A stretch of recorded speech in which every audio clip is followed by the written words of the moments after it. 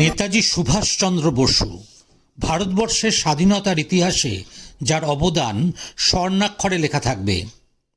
ভারতবর্ষের স্বাধীনতা প্রাপ্তির দিন 15ই আগস্ট 1947 হয়তো পিছিয়ে যেত যদি না সুভাষচন্দ্রের নেতৃত্বে আজাদ হিন্দ ফৌজ আক্রমণ করত ব্রিটিশ শাসিত ভারতবর্ষকে। শুধু আক্রমণই নয়, ওরা ব্রিটিশ সৈন্যদের হারিয়ে জয় করে নিয়েছিল উত্তর পূর্ব ভারতের বিভিন্ন স্থান। তার মধ্যে ছিল নাগাল্যান্ড ও মণিপুরের রাজধানী কোহিমা ও ইম্ফল। দিনটা ছিল 21শে অক্টোবর 1943। গড়ে তুলেছিলেন স্বাধীন আজাদ হিন্দ সরকার, উড়িয়েছিলেন ভারতের স্বাধীন পতাকা। ভারতের স্বাধীনতার পর তৎকালীন ব্রিটিশ প্রধানমন্ত্রী অ্যাটলি এবং ইতিহাসবিদ মাইকেল এডওয়ার্ড জানিয়েছিলেন, সুভাষচন্দ্র বসুর আজাদ হিন্দ ফৌজের সামরিক আঘাতেই ভারতে ব্রিটিশ আধিপত্যের ভিত্তি বেশি করে দুর্বল হয়ে গেছিল এবং ব্রিটিশ সরকার ভারতবর্ষ থেকে চলে যাওয়ার সিদ্ধান্ত নিয়েছিল। এর ঠিক বছর চারেক আগেকার ঘটনা। সুভাষ তখন স্বদেশে গৃহবন্দী। 1939 সাল, বিশ্বযুদ্ধ শুরু হয়েছে। ব্রিটেন তখন ইউরোপের অন্যান্য দেশের সাথে যুদ্ধমত্ত। তার আঁচ লেগেছে ভারতেও। সুভাষ ভাবলেন, ভারতের ব্রিটিশ সরকারকে আক্রমণ করার এটাই সেরা সময়। আর সেই আক্রমণের জন্য বিদেশি শক্তির সাহায্য প্রয়োজন, কারণ দেশীয় নেতারা ভারতের ব্রিটিশ সরকারকেই নৈতিক সমর্থন জানাচ্ছেন। আর তাই পাঠানের ছদ্মবেশে মোহাম্মদ জিয়াউদ্দিন ছদ্মনামে তার এলগিন রোডের বাড়ি থেকে তিনি পালালেন 16ই জানুয়ারি 1941 সালের গভীর রাতে।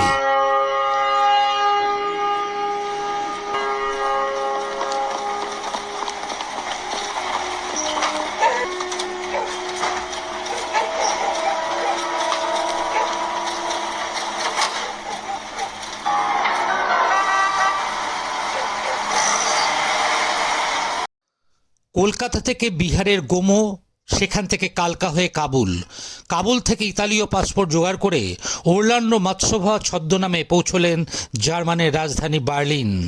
সেটা ছিল 3রা এপ্রিল 1941। বার্লিনে 1 বছর ধরে দুটি সংগঠন গড়ে তুলেছিলেন। তার নাম ছিল আজাদ হিন্দ ও ইন্ডিয়ান লিজিয়ন। আজাদ হিন্দ তখন বার্লিন থেকে আজাদ হিন্দ রেডিও চালাতো।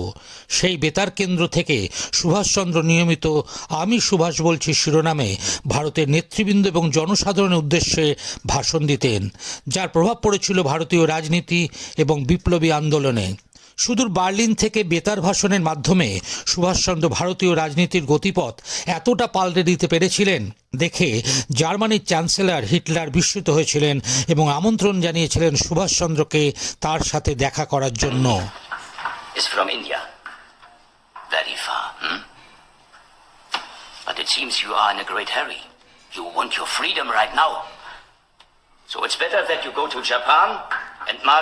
নেতাজি সুভাষচন্দ্র বসু হিটলারকে তাঁর মনের কথা জানান এবং তাকে সমস্ত সাহায্য করার কথা বলেন। হিটলারই নেতাজিকে উপদেশ দেন যে জাপান থেকে ভারতবর্ষকে আক্রমণ করার জন্য এবং জাপানে পৌঁছাবার জন্য সমস্ত ব্যবস্থা করে দেন। হিটলারের কথা মতোই সুভাষচন্দ্র বোস জাপানের দূতাবাসের সাথে কথা বলে সাবমেরিনে করে জাপানে যাওয়ার ব্যবস্থা নিলেন, কারণ সমুদ্রপথে বা আকাশপথে যাওয়াটা সুভাষচন্দ্রের কাছে ছিল ভীষণ ঝুঁকিবহুল। সাবমেরিনে এতদিনের যাত্রা এক কথায় ছিল অসম্ভব। জার্মান তরফেই ছিল সবথেকে বেশি ঝুঁকি, কারণ ইউরোপ সংলগ্ন অঞ্চলেই শত্রুপক্ষের মাইন বসানো ছিল সবথেকে বেশি। বিশেষ করে ইংলিশ চ্যানেল পেরোনোই ছিল দুঃসাধ্য। জার্মান সরকার নেতাজিকে বলেছিলেন, এই যাত্রায় সাফল্যের সম্ভাবনা মাত্র 5%। উত্তরে নেতাজি বলেছিলেন তিনি যে কোনো মূল্যে জাপান পৌঁছতে চান। নেতাজি বেশ কিছু ভাষণ রেকর্ড করেছিলেন, যা তার জার্মান ছাড়ার পর বার্লিন বেতারে বাজানো হয়েছিল, যাতে সবার ধারণা হয় তিনি জার্মানিতেই আছেন। সমস্ত প্রস্তুতি শেষ করে 1943 সালের 8ই ফেব্রুয়ারি আবিদ হাসানকে সঙ্গে করে জার্মানির কিয়েল বন্দর থেকে জার্মান সাবমেরিন ইউ বোটে আটলান্টিক পাড়ি দেন। কিয়েল বন্দর থেকে নেতাজি সাবমেরিনের সাথে আরও 7টি সাবমেরিন রওনা হয়েছিল। প্রথমে সব সাবমেরিনই জলের ওপর দিয়ে চলেছিল, কারণ ওই অঞ্চলটিতে ছিল জার্মানদের আধিপত্য। সাবমেরিনগুলো উত্তর সাগরে পৌঁছলে পরস্পর থেকে আলাদা হয়ে যায় এবং ইংলিশ চ্যানেল দিয়ে যাওয়া বেশি বিপজ্জনক বলে ঘুরপথে ব্রিটিশ দ্বীপপুঞ্জ ঘুরে চলল নেতাজি সাবমেরিন। কখনো জলের ওপর দিয়ে, আবার কখনো জলের তলা দিয়ে চলে সাবমেরিনটি। সাধারণত রাতের বেলা চলছিল জলের ওপর দিয়ে, কারণ জলের ওপরে সাবমেরিন চলে ডিজেল দিয়ে আর জলের তলায় ব্যাটারি দিয়ে। তাই এক নাগারে জলের তলা দিয়ে যাওয়া যায় না, কারণ ব্যাটারিটিকে বিশ্রাম দিতে হয় এবং চার্জ দিতে হয়। সাবমেরিনের ভেতরে জায়গা খুবই কম থাকে, ভেতরে সহজে হেঁটে বেড়ানো যায় না। সাবমেরিনে প্রত্যেকের জন্য আছে শোয়ার বাঙ্ক। সাবমেরিনের কর্মীরা নিজের জায়গায় দাঁড়িয়ে কাজ করে, অন্য সময় বাঙ্কে শুয়ে থাকতে হয়। তাদের বসার কোনো জায়গা নেই, শুধু একটা ছোট টেবিল ছিল যেখানে 5-6 জন মিলে একসাথে বসে খেতে পারতেন। সাবমেরিনে সব খাদ্যই ছিল কৌটোয় ভরা। কৌটোবন্দি গোমাংস সবজি খেতে খেতে নেতাজির খুবই কষ্ট হতো। তাই আবিদ হাসান খোঁজ নিয়ে জানলেন সাবমেরিনের স্টোরে চাল ও মুসুর ডাল আছে। সেই চাল ও ডাল দিয়ে খিচুড়ি রেঁধে নেতাজিকে খাইয়েছেন পুরো যাত্রাপথ। এই যাত্রার প্রথম পর্যায়ে নেতাজি তার বিখ্যাত গ্রন্থ ইন্ডিয়ান স্ট্রাগলের সংশোধন এবং সংযোজন করেন। এই যাত্রাপথে হাসানকে তোজো সাজিয়ে দুজনের মধ্যে মহড়া চলত দিনের পর দিন।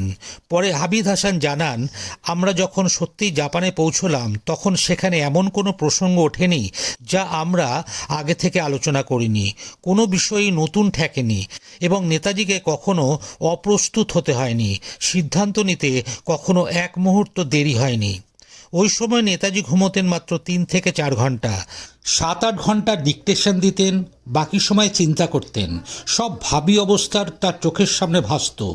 সাবমেরিনটি যখন ব্রাজিল উপকূল ছাড়িয়ে উত্তমাশা অন্তরীপের দিকে চলতে শুরু করেছে, তখন খুব অল্পের জন্য সাবমেরিনটি ধ্বংসের হাত থেকে বেঁচে যায়।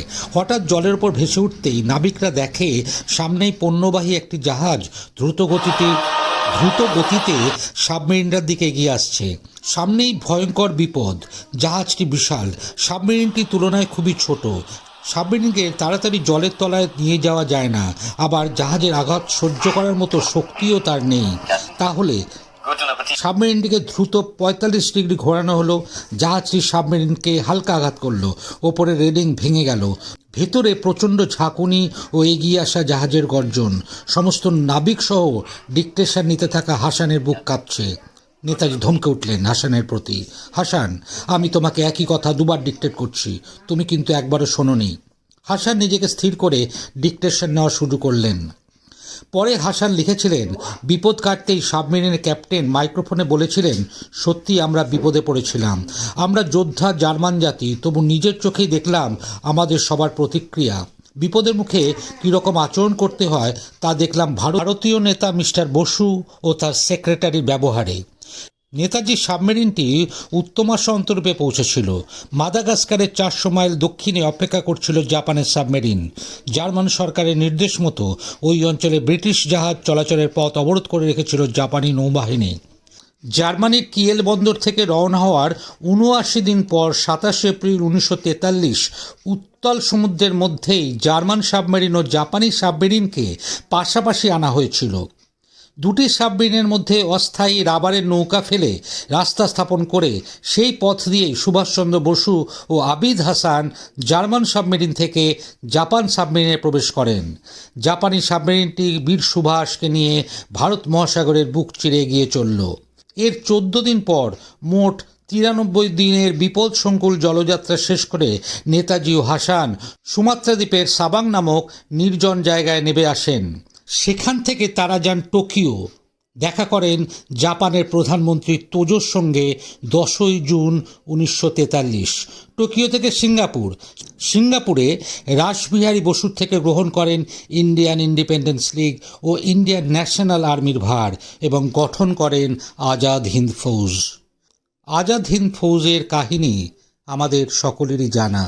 ভারতবর্ষের এই স্বাধীনতা সংগ্রামী বীর সুভাষচন্দ্র বসুর 147তম জন্মদিনে জানায় বিনম্র শ্রদ্ধা।